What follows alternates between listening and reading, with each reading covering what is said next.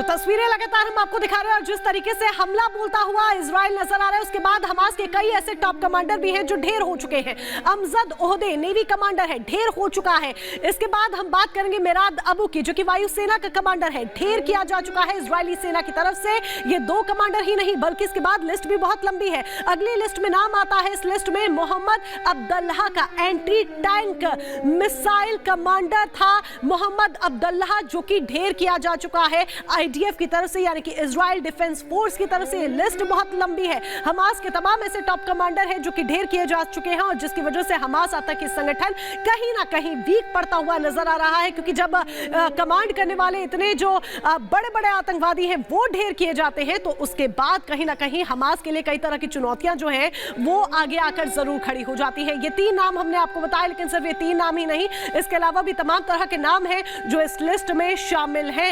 Israeli सेना लगातार हमला बोलती हुई गाजा पर नजर आ रही है और यही एक बड़ी वजह है कि इसमें हमास आतंकी संगठन के जो तमाम ठिकाने हैं वो भी नेस्ते नाबूद होते जा रहे हैं, कई इमारतें हैं जो कि खंडर का रूप लेती जा रही हैं। और इस बीच एक बड़ी खबर आपको बता दें, हमास ने 2 अमेरिकी नागरिक रिहा कर दिए हैं। अमेरिकी मां बेटी को हमास ने रिहा किया है। आईडीएफ ने नागरिकों की रिहाई की पुष्टि भी कर दी है। हमास ने नागरिकों को बंधक बना रखा था, लेकिन सिर्फ ये मां बेटी ही नहीं बल्कि तमाम ऐसे नागरिक हैं जिनको हमास आतंकी संगठन ने बंधक बनाकर रखा हुआ है, लेकिन फिलहाल कतर की मध्यस्थता के बाद अमेरिकी मां बेटी को रिहा कर दिया गया है।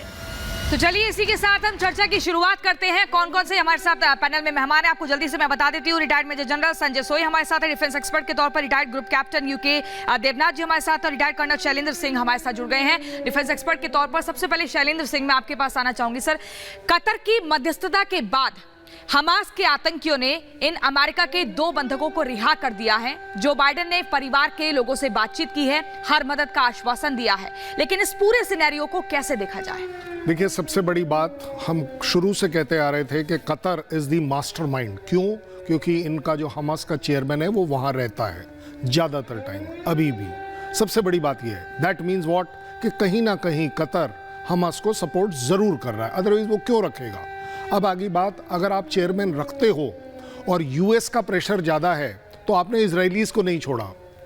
वो एक्सक्यूजेस कोई भी हो कि वो ह्यूमैनिटेरियन ग्राउंड, और कौन सा ग्राउंड, मुझे नहीं लगता कोई ग्राउंड है सिवाय इसके कि this is also called as manipulation, कि आप यूएस वाले को पहले छोड़ रहे हैं। दैट मीन्स यूएस को आप बोल रहे हैं कि थोड़ा रुकिए, आप इजराइल को कंट्रोल करिए कि ये कुछ आगे बात बन सकती है। This is also one very major signal. तीसरा, यूनाइटेड नेशंस और पूरी वर्ल्ड को वो बताना चाहते हैं कि देखिए, जहां ह्यूमैनिटेरियन की बात है हम छोड़ रहे हैं, क्योंकि वो दोनों की तबीयत ठीक नहीं थी, ये था वो था, जो भी था उन्होंने बोला। सबसे बड़ी बात जो आती है, जो मेरा पिन पॉइंट है, अगर कतर तुम उसके चेयरमैन को अपने यहाँ रख सकते हो तो ये बंधकों को छुड़ा क्यों नहीं सकते? अभी इससे पहले भी न्यूज़ आई थी, अगर आपको याद हो, कि वो लेडीज़ और बच्चों को छुड़ाने के लिए तैयार है। I hope you remember that. ये तकरीबन 4-5-6 दिन पहले की बात है कि वो उसमें मध्यस्थता कर रहा है, वहाँ ट्राई कर रहा है। मिस्र कुछ और ट्राई कर रहा है, कोई कुछ और ट्राई कर रहा है, वो सब एक अलग बात है, बट यहाँ बड़े अथॉरिटेटिवली स्टेटमेंट थी। मेरा अभी भी मानना है कि कतर एक बहुत बड़ा रोल कर सकता है प्ले, अगर यूएस चाहे, दैट यस, कि आप कहिए। ये जो अभी आप देख रहे हैं ना, ये it's not only one way. अगर इजराइल भी ग्राउंड फोर्सेस नहीं भेज रहा है, देयर आर रीजंस, क्योंकि पर्दे के पीछे काफ़ी काम हो रहा है।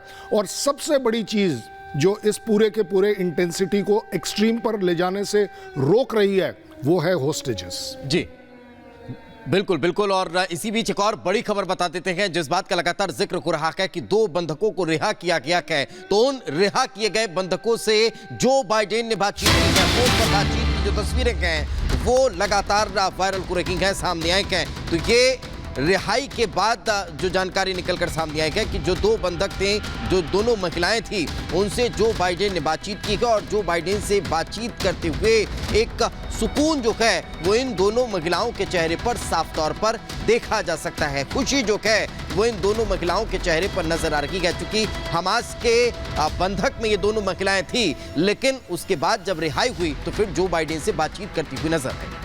बिल्कुल, जब इन दो माँ बेटी को रिहा किया गया तो उसके बाद जो बाइडेन ने इनसे फोन पर बातचीत की है, वो तस्वीर भी हमने आपके साथ साझा की। मेजर जनरल संजय सोई, मैं आपके पास आऊंगी। माँ बेटी को रिहा किया गया, दो लोगों को रिहा किया गया, अमेरिकी ये बंधक थे जिन्हें हमास ने बनाकर रखा था। लेकिन सवाल ये भी हो जाता है कि जिस तरीके से युद्ध की चिंगारी और भड़कती जा रही है, क्या आगे भविष्य में इसी तरह से बंधकों की और रिहाई देखी जाएगी? और एक सवाल ये भी कि बेगुनाहों की मौत का आंकड़ा आखिर कैसे थमेगा?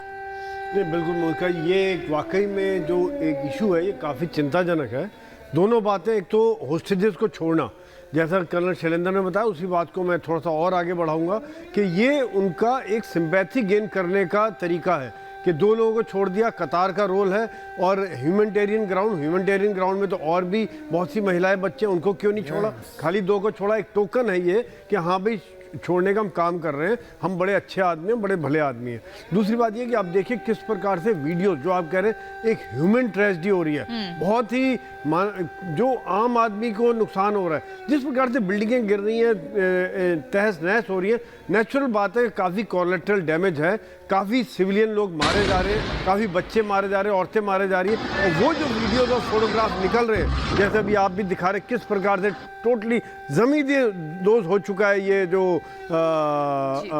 वहाँ का जो शहर का शहर, तो नेचुरली मारे। तो वो वीडियोस अभी मिडिल ईस्ट में और बाकी कंट्रीज में जा रहे हैं। और ये जो भावना है मुस्लिम वर्ल्ड को इकट्ठा करना, मुस्लिम वर्ल्ड इकट्ठे हो, सब लड़ने के लिए साथ आओ, इस तरह की बयानबाजी ईरान के द्वारा, हमास लीडर के द्वारा, और ये अपनी तरफ से दिखा रहे हैं कि हम बहुत अच्छे हैं और बाकी लोग खराब हैं। तो बहुत ही महत्वपूर्ण बात सर आप कह रहे हैं। वक्त की थोड़ी सी कमी है, हमें ब्रेकिंग के बाद फिर अगले मेहमान के पास भी जाना है। बड़ी खबर आपको बता दें, प्रोपेगेंडा वीडियो के आरोपों को आईडीएफ ने नकार दिया है।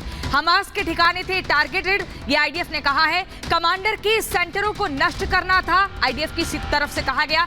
धार्मिक स्थल को निशाना बनाने के आरोप को नकारा है। हमास ने जारी किया था प्रोपेगेंडा वीडियो। और इसी पर group captain UK Devnath sir, मैं आपसे समझना चाहूंगी, जिस तरीके से आईडीएफ कह रहा है कि धार्मिक स्थल को निशाना बनाने के आरोप को सीधा तौर पर नकार रहे हैं, हमास